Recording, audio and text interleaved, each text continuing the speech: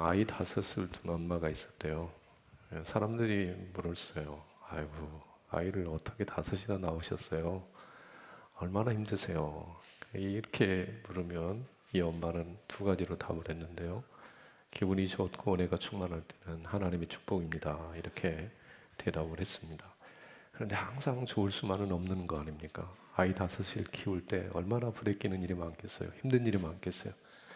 남편도 안 도와줘. 그럴 때 그냥 다운이 되는 거죠. 그럴 때 물어요. 아이 다섯을 어떻게 키우세요? 얼마나 힘드세요? 그러면 이분이 하는 대답, 하나님의 심판입니다. 네. 하나님의 축복이라고 할 때는 언제고, 네. 힘드니까 하나님의 심판이라고 말을 바꾸는 이 모습이 어쩌면 우리 모습일 수 있습니다. 네. 환경이 좋으면 다 은혜입니다. 축복입니다. 감사합니다. 그러지만 환경이 바뀌면 내가 원하는 대로 안 되면 심판이라고 그래요. 근데 하나님은 그런 분이 아닙니다. 어제나 오늘이나 영원토록 동일하신 분, 그분이 저와 여러분이 믿고 섬기는 하나님 예수 그리스도이십니다. 믿음의 눈으로 보면 모든 것이 다 축복이요 은혜인 줄로 믿습니다. 이 얘기를 하면 좀 길어지긴 한데 여러분, 우리의 생각과 맞지 않고 내 뜻대로 안 되고 어려움이 있는 그 자리가 사실은 은혜의 자리입니다. 조금 유식한 표현을 하면 마이너스, 우리 삶의 마이너스 같은 자리가 있어요. 질병의 자리, 가난의 자리, 고난, 환난의 자리. 누구라도 축복이라고 얘기하지 않아요. 하나님의 심판이라고 얘기해요. 근데 믿음의 눈을 뜨고 보면 그 자리가 은혜의 자리입니다. 기쁨의 자리입니다. 축복의 자리입니다. 별로 확신이 없으시네. 근데 그 자리가 축복의 자리예요. 성경을 펼쳐보세요. 성경을 펼쳐보세요. 진정한 축복, 하나님의 은혜, 하나님의 권능이 어디에 있느냐? 고통에 있어요. 눈물의 자리에 있어요. 그 하나님을 깊이 알아가시는, 그래서 범사에 감사하시는 우리 은혜의 성도들 다 되시기를 바랍니다. 1년 사계절 가운데 봄, 아주 아름다운 계절을 지나고 있습니다. 여러분은 사계절 중에 어느 계절을 좋아하세요?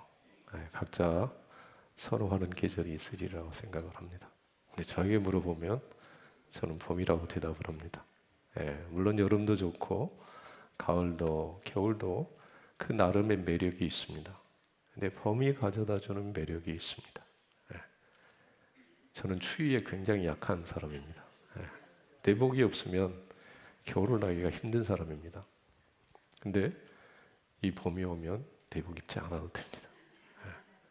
날씨가 얼마나 따뜻해서 좋은지 모르겠어요. 지금 보니까 벌써 여름이 온 것 같아요. 제 방에 가보니까 온도가 막 올라가 있어요. 창문을 열지 않으면 안 돼요. 선풍기가 생각이 나는. 2부 예배 때도 보니까요. 2부 예배에 많이 오시잖아요. 더워가지고 에어컨을 좀 틀어야 되는 그런 시절이 돼버리지 않았나 생각이 돼요. 안 더우세요?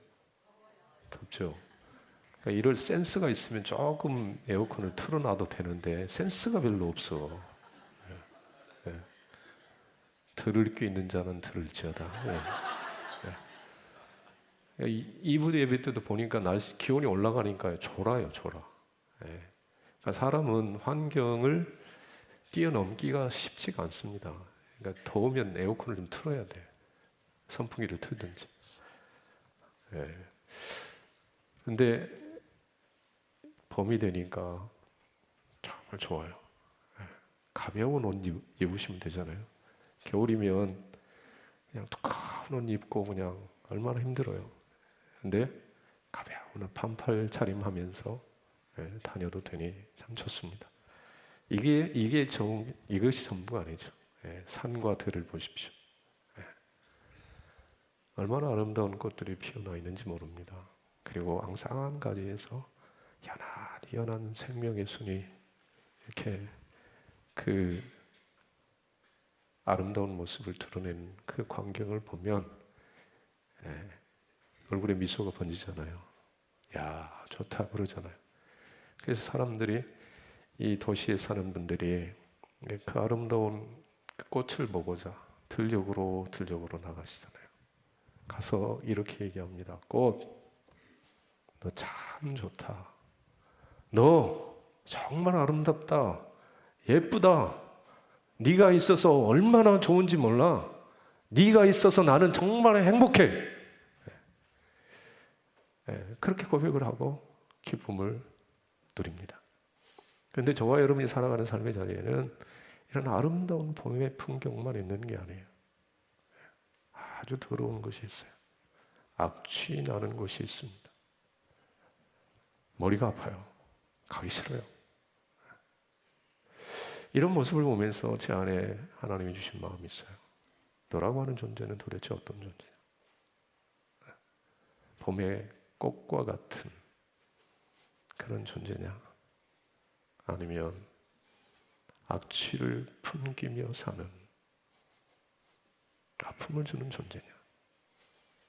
여러분과 함께 인생의 길을 걸어가는 사람들이 여러분이라고 하는 존재를 떠올리면서 야!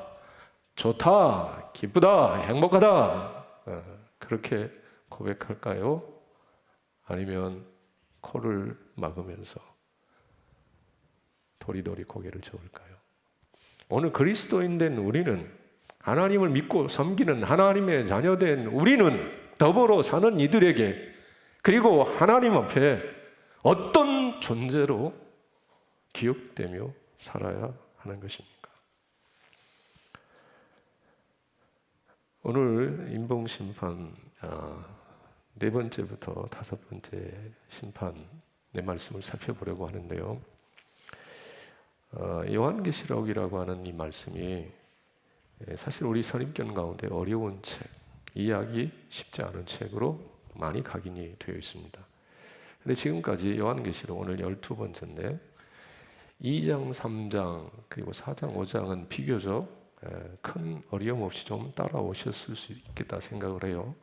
그런데 6장, 이제 인심판, 그리고 나팔, 대접, 이렇게 계속이 되면서 정말 요한계시록이라고 하는 책이 어려운 책이다, 이해하기 힘든 책이다, 그런 어떤 마음을 가지신 분들이 계실 것 같아요. 지난주 말씀을 전하고 제게 들어온 피드백 가운데 그런 말씀을 하시는 분들이 계세요. 근데 여러분, 성경을 그렇게 이제 좀 우리의 이성, 그리고 문법, 문자로 이해하기 힘든 난해한 구절을 만날 때 우리가 기억해야 될 것이 있습니다. 성경을 주신 이유가 뭐냐? 성경이라고 하는 책이 도대체 어떤 책이냐? 이게 본질적인 질문으로 한번 돌아가 보시라는 거죠. 성경이 우리에게 주어진 이유, 성경을 하나님께서 성령의 감동으로 기록하셔서 오늘을 사는 우리에게 주신 이유가 있다면 그것이 무엇이겠습니까? 암호풀이 하듯이 힘들고 어려운 책 머리 싸매고 그 뜻을 파악해보라, 공부해보라, 연구해보라, 이런 뜻으로 주셨겠어요? 아니죠. 성경을 주신 이유가 성경 스스로 밝히고 있어요. 오직 이것을 기록하면, 오직 성경을 너희에게 준 이유는 예수께서 그리스도이심을, 예수께서 하나님의 아들 그리스도이심을 믿게 하려고, 그 이름을 믿고 생명을 얻는 자 되게 하시려고 성경을 주셨다, 성경을 기록했다, 그렇게 말씀하고 있습니다. 특별히 요한계시록이라고 하는 책은 환난 중에, 고난 중에 있는 성도들에게 그 믿음의 길이 생명의 길이다, 진리의 길이다, 그러니 낙심하지 말고 견눈질하지 말고 믿음의 길 잘 달려가라, 격려하기 위해서 주신 책이 계시록인데, 계시록이 이해가 안 된다, 도대체 무슨 말씀인지 모르겠다, 그러면 성경을 주실 이유가 없잖아요. 성경은 그리스도의 계시입니다. 예수 그리스도의 계시입니다. 그러니까 성경이 무엇을 지향하는지, 성경의 중심이 무엇인지 다시 한번 돌아가셔야 돼요. 성경의 중심은 예수님이시다, 이 사실을 놓치고 지엽적인 부분에 골몰하게 되면 길을 잃어버릴 수 있습니다. 그런데 성경의 중심, 성경의 메시지는 아주 분명하다, 예수님이시다라는 사실을 기억하셔야 됩니다. 지난주 나누었던 말씀 세 번째 인까지, 첫 번째, 두 번째, 세 번째. 첫 번째 인이 떼어졌어요. 흰말 탄자 나왔어요. 두 번째 인이 떼어졌어요. 붉은말 탄자가 나왔어요. 세 번째인 검은 말 탄 자가 나왔어요. 다 누구시다? 예수 그리스도시다. 그러니까 심판은요, 이 요한계시록의 심판은 믿는 자들을 향한 심판이 아니에요. 믿지 않는 자들을 향한 심판이에요. 그러니 믿는 자들이 이 말씀을 읽을 때 위로가 되는 거 아니겠어요? 믿는 자들을 억압하고 핍박하는 자들이 그리스도의 심판 아래에 놓이는 그 모습을 보면서, 그리고 예수를 믿는 자들을 지키시고 보호하시는 구원자 되시는 그리스도의 사랑을 보면서 힘을 얻는 거죠. 위로를 얻는 거죠. 예. 그러니 이 세 번째 심판, 인되시며 심판하시는 그리스도의 모습을 통해서 우리는 위로를 받는 거예요. 예수님을 따르는 사람들은 소망을 갖는 거죠. 그리고 특별히 세 번째 인이 띄어지면서 검은 말 탄 자가 저울을 가지고 오셔서 모든 것을 이제 저울에 따라 심판을 하시는데, 특별히 감람류와 포도주는 해치지 말라고 하셨다. 그 감람류와 포도주가 상징하는 바는 성도다. 예수를 믿는 사람이다. 그들을 예수는 지키신다. 보호하신다. 오늘도 예수 그리스도는 하나님의 택한 자녀들을 지키시고 보호하시는 줄로 믿습니다. 때문에 오늘 우리도 그 예수 그리스도를 향한 믿음을 지켜야 돼요. 우리의 가정을 지키고 우리에게 맡겨주신 사명의 자리를 잘 지켜갈 수 있어야 된다 말씀을 드렸습니다. 자, 그리고 이제 오늘 네 번째, 다섯 번째 인의 심판을 살펴보려고 합니다. 자, 그런데 조금 순서를 좀 바꿔서 하겠습니다. 다섯 번째 심판부터 좀 살펴보겠습니다. 9절 말씀 같이 한번 보겠습니다. 9절 말씀입니다.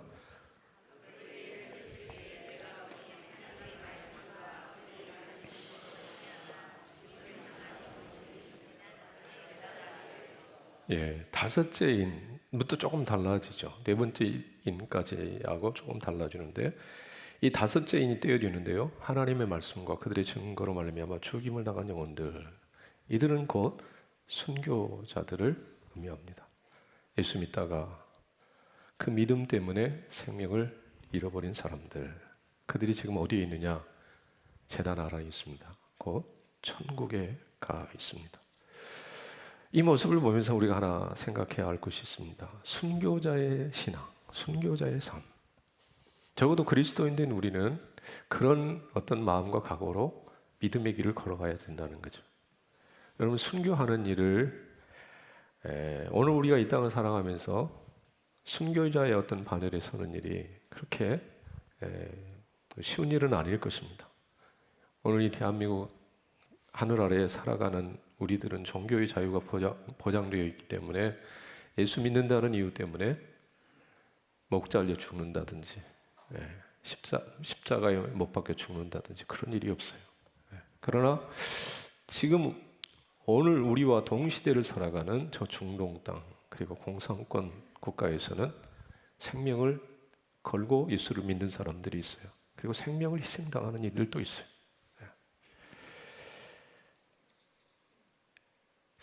이런 순교자의 신앙을 가지고 사실 오늘 살아야 되는데, 그렇게 못 사는 것이 어쩌면 오늘 우리의 현실일 수 있다는 거죠. 제가 신대원 입시 할 때 면접하시는 교수님이 계셨는데요. 그 교수 목사님이 묻는 질문 중에 하나가 뭐냐면, 순교할 수 있느냐라는 그런 질문이었습니다. 그러니까 시험 보고 나서 이제 면접을 이렇게 하는데, 면접에서 그냥 떨어질 수도 있는 거예요. 그러니까 면접을 잘해. 이 사람이 목사 후보생으로서의 자격이 있다 없다를 이 면접관이 판단을 하고, 성적이 뭐 좋아도 이 사람은 목회자로서의 자질이 안 된다 그러면 떨어질 수 있는 거예요. 그러니까 면접을 잘해야 됩니다. 근데 일반적으로 보면 특별한 하자나 사유가 없으면 면접에 떨어지는 경우는 그렇게 많지는 않겠지만, 사실은 면접이 신경이 쓰이는 거죠. 근데 그 면접관 교수 목사님이 순교할 수 있느냐 이렇게 물으는 거예요. 만약에 여러분에게 누군가가 그리스도를 위해서 순교할 수 있습니까? 물으신다면 여러분은 그 물음에 어떻게 답을 주시겠습니까? 여러분, 순교하실 수 있습니까? 제가 찬양대원에게 한번 물어볼게요. 오늘 할렐루야 찬양대 은혜로운 찬양을 하셨어요. 주 위에 살리라 그렇게 고백하셨어요. 여러분, 순교하실 수 있습니까? 근데 목소리가 힘이 없으세요? 쉬운 일은 아니죠. 누구라도. 육신을 입고 살아가는 우리 누구에게 한번 물어보세요. 예! 나는 얼마든지 할 수 있습니다. 이렇게 대답하기가 쉬운 일은 아닐 것입니다. 저도 면접관 교수 그 양반이 순교할 수 있느냐 물을 때 이거 어떻게 해야 되나? 떨어지면 안 되는데 반드시 들어가야 되는데 합격을 해야 되는데 근데 마음이 없는 소리 하기는 또 그렇고 그래서 제가 했던 말이 은혜 주시면 주의 은혜가 충만하게 임하면 성령이 저를 붙드시면 순교할 수 있습니다. 근데 조금 죄송했어요. 주님 앞에 그런 마음이 있었어요. 근데 다행히 안 떨어졌어요. 여기서 제가 드리고 싶은 말씀은요, 우리는 누구라도 이 땅을 떠나요. 근데 그 죽음의 그 관문을 통과하는 모습이 여러 가지가 있어요. 스데반처럼 돌 맞아 죽을 수도 있고요. 베드로처럼 십자가에 달려 죽을 수도 있고, 사도 바울처럼 목 잘려 죽을 수도 있어요. 다 죽어요. 근데 죽음 이후에 세계가 있다는 것입니다. 순교자들이 간 세계, 제단 아래 하나님 나라, 영광의 나라가 있다는 것입니다. 그 나라를 소망하면서 오늘을 사셔야 된다는 거예요. 그런데 많은 경우 이 땅의 삶이 전부인 것처럼 죽음 넘어 순교자들이 그 영원한 나라를 전혀 생각지 않고 이 땅만 바라보며 사는 사람들.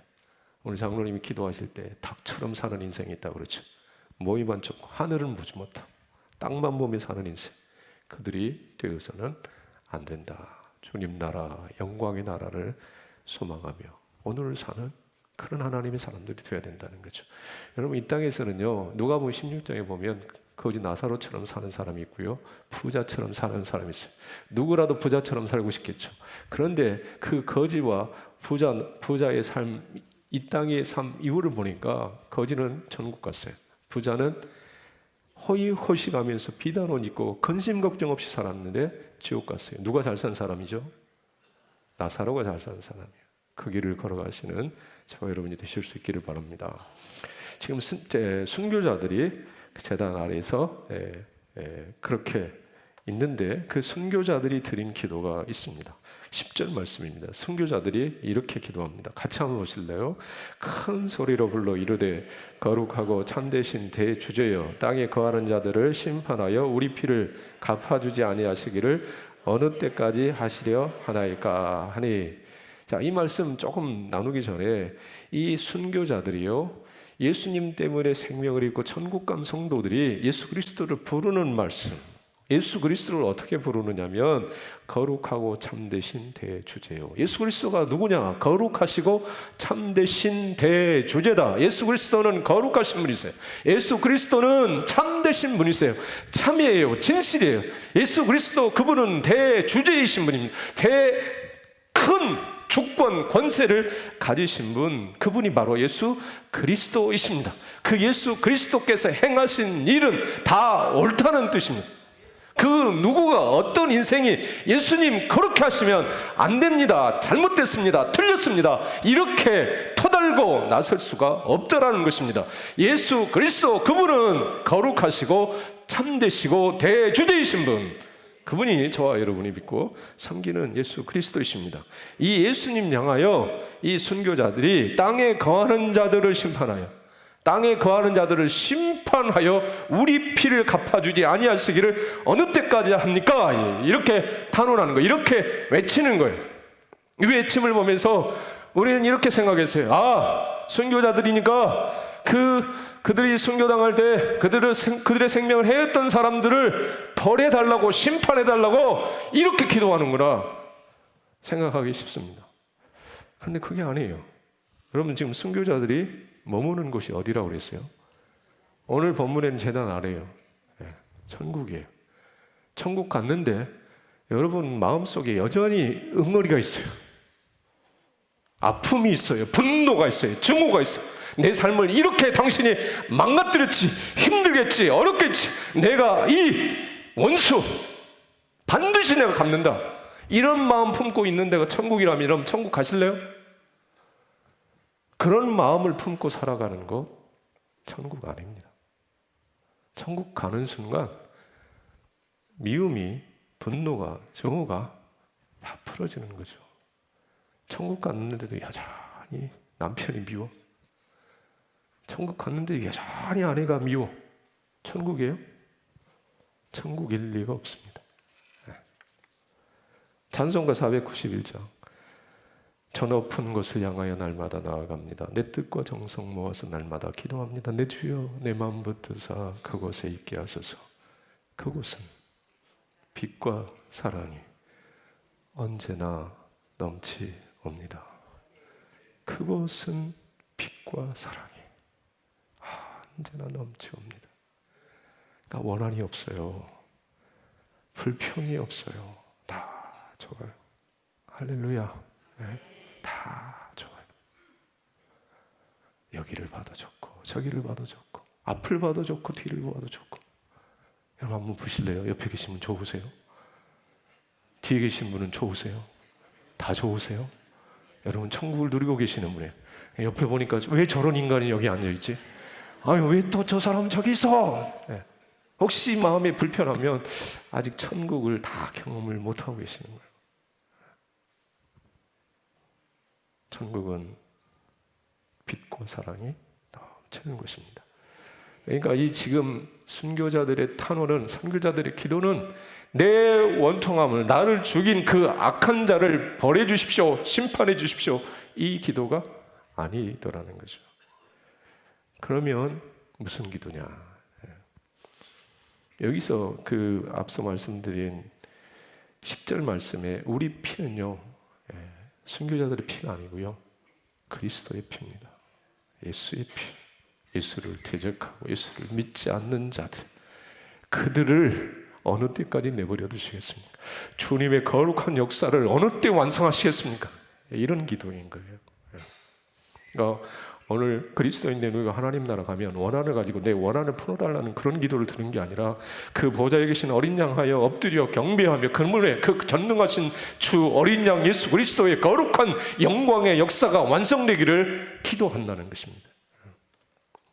그리고 이 순교자들의 기도에 예수님이 이르시는 말씀이 11절 말씀입니다. 자, 같이 한번 보겠습니다.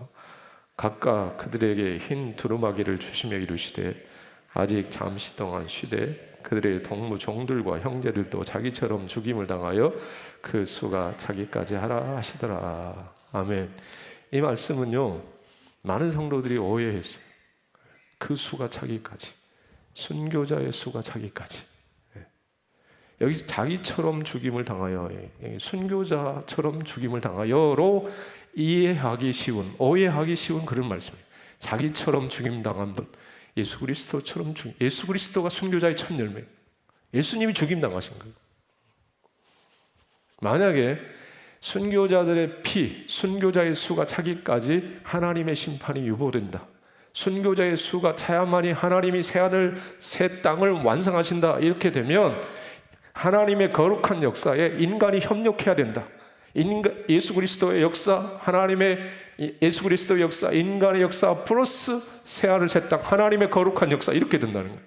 여러분, 구원의 역사는 하나님의 완전하신, 하나님께서, 예수 그리스도께서 주도하신 그분의 역사지, 오늘 우리의 인간의 어떤 협력이나 동역을 통해서 완성되는 게 결단코 아니에요. 여러분, 우리가 구원받을 때 예수 그리스도의 의로 구원받는 것이지 여러분의 선행, 여러분의 노력, 여러분의 열심, 헌신 플러스 그리스도의 의 합 구원이 결단코 아니라는 사실을 기억하셔야 됩니다. 마찬가지입니다. 그리스도의 역사, 하나님의 역사는 우리를 통해서 이루어지는 게 아니에요. 우리가 힘을 보태야, 동역해야 완성되는 게 아니에요. 주님이 홀로 주장하시고 이끌어 가시는 거예요. 그 수가 차기까지는 하나님이 구원하기로 선택하시고 예정하신 자들의 수가 차기까지, 하나님이 예수 그리스도께 선택하신 자들이 있어요. 그 선택하신 자들의 수가 차게 되면 그리스도는 재림하실 것입니다. 새하늘 새 땅을 이루실 것입니다.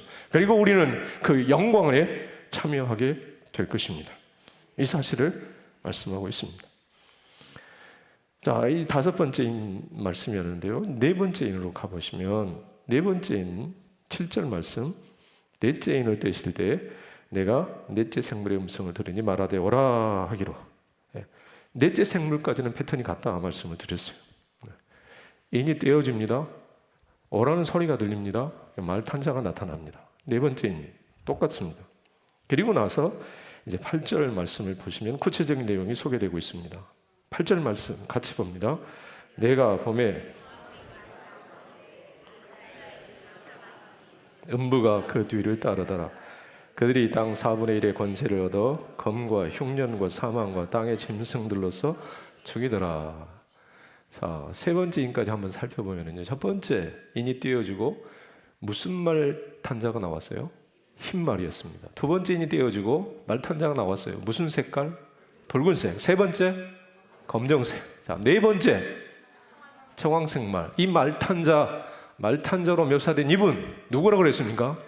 예수 그리스도시다 말씀을 드렸습니다. 자, 그런데 그 말탄자의 이름이 사망이라고 되어 있습니다. 예수님 맞아요? 예수의 이름이 사망입니까? 청황색 말, 이 청황색이라고 하는 색깔에 주의한 사람들은, 집중한 사람들은 이 청황색이 시체 색깔이다. 그래서 죽음의 신 하인의 죽음의 신을 의미하는 건 아니에요. 죽음이다. 그리고 네 번째 인이 떼어지면서 심판의 내용이 나오는데요. 이 검, 흉년, 사망, 땅의 짐승들로서 죽이더라. 이 표현을 보니까 이건 이슬람이네, 이슬람. 이슬람의 역사를 지금 이 성경이 예언했네. 이렇게 주장하는 이들도 있습니다. 그러나 아닙니다. 청황색 말, 그 말탄자의 이름이 사망. 예수 그리스도 이름이 사망일 리가 없어요. 예수 그리스도 이름은 능력입니다. 구원입니다. 기쁨입니다. 소망입니다. 영광입니다. 찬송입니다. 네.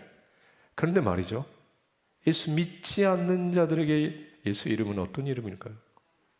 사망이죠. 예수의 이름은 예수 믿는 우리에게 능력이에요. 구원의 이름이에요. 소망의 이름이에요. 감사의 이름이에요.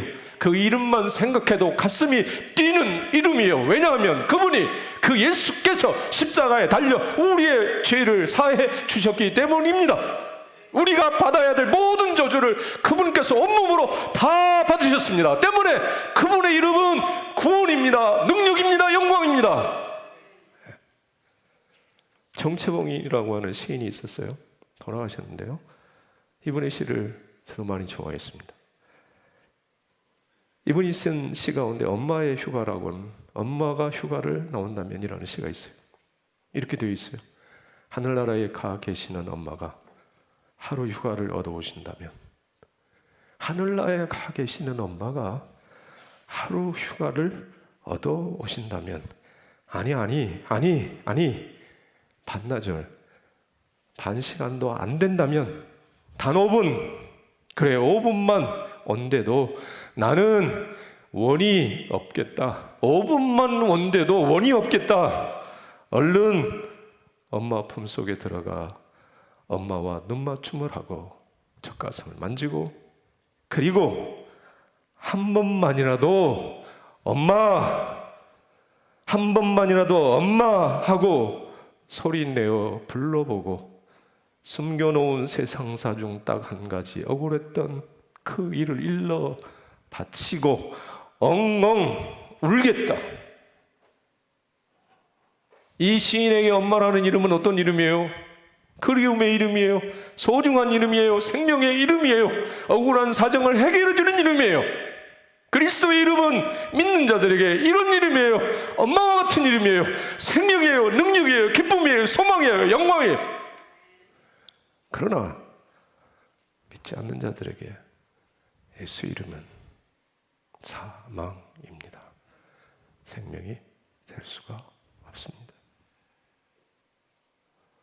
여러분, 북한의 김정은, 그 이름이 정치범 수용소에서 하루하루를 고통하는 이들에게 어떤 이름이겠어요? 사망이죠. 김정은 저주죠. 그런데 그의 딸에게, 그의 가족에게 김정은이라는 이름은 아파. 사랑하는 성도 여러분, 여러분에게 예수의 이름은 어떤 이름입니까? 생명입니까? 사망입니까? 생명이 될 수 있기를 바랍니다. 생명이 될 수 있기를 바랍니다.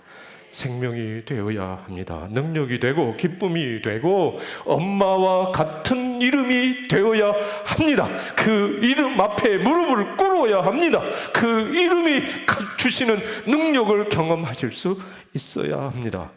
어떻게 해요? 어떻게? 믿으셔야 돼요. 주 예수를 믿으라. 주 예수를 믿으라. 그리하면 너와 내 집이 구원을 얻으리라. 영접하는 자, 곧 그 이름을 믿는 자들에게는 하나님의 자녀가 되는 권세를 주셨으니 예수의 이름이 사망이 아닌 생명이 되기 위해서 우리는 반드시 그분을 믿어야 됩니다. 그 이름을 믿어야 됩니다. 그 이름 앞에 무릎을 꿇어야 됩니다. 그러면 예수의 이름은 더 이상 사망의 이름이 아니에요. 생명이요, 능력이요, 기쁨이요. 가만히 홀로 있는 시간에 예수 그 이름을 떠올리면 근심이 떠나고 참된 마음의 평안과 위로를 누리는 생명의 이름이 될 것입니다. 예수의 이름이 그런 이름으로 여러분에게 각인되어지는, 믿어지는 역사가 있기를 바랍니다. 더불어 오늘을 살아가는 여러분 곁에 있는 이들에게 여러분의 존재는, 여러분의 이름은 어떻게 기억되고 있습니까? 봄의 꽃처럼 아름다운 향기 나는 사람으로, 그리움의 사람으로, 아니면 악취나는 보고 싶지 않은 사람으로 각인되고 있지는 않으십니까? 더불어 사는 이들에게, 성도들에게 누구 집사님 이름을 떠올릴 때 고마운 사람, 감사한 사람, 보고픈 사람, 주고 싶은 사람, 그런 존재로 기억되실 수 있기를 바랍니다. 저는 간절히 소망합니다. 오늘 우리 우남교회 안에 모든 지체들이 누군가를 떠올릴 때 그리운 사람으로, 함께 식사하고 싶은 사람으로, 보고 싶은 사람으로 그렇게 각인되어지는, 기억되어지는 은혜 있기를 바랍니다. 그러기 위해서 하셔야 될 일이 있습니다. 주님의 마음을 품으셔야 됩니다. 예수의 사랑을 담고 사셔야 합니다. 나는 죽고 예수로 사셔야 합니다. 예수의 사랑으로, 예수의 마음으로 충만할 때 더불어 사는 이들을 위로할 수 있습니다. 격려할 수 있습니다. 세울 수 있습니다. 섬길 수 있습니다. 내 힘으로, 내 의지로는 결단코 안 됩니다. 내 의지로는, 내 부패한 죄성으로는 아픔과 슬픔과 고통만을 안기는 존재가 될 것입니다. 그러나 예수님의 마음을 품고 예수의 사랑을 가지고 달려갈 때 더불어 사는 이들이 여러분 때문에 기뻐하고 힘을 얻고 감사하는 아름다운 삶이 될 것입니다. 그 길을 걸어가시는 저와 여러분이 되시기를 주님의 이름으로 축복합니다.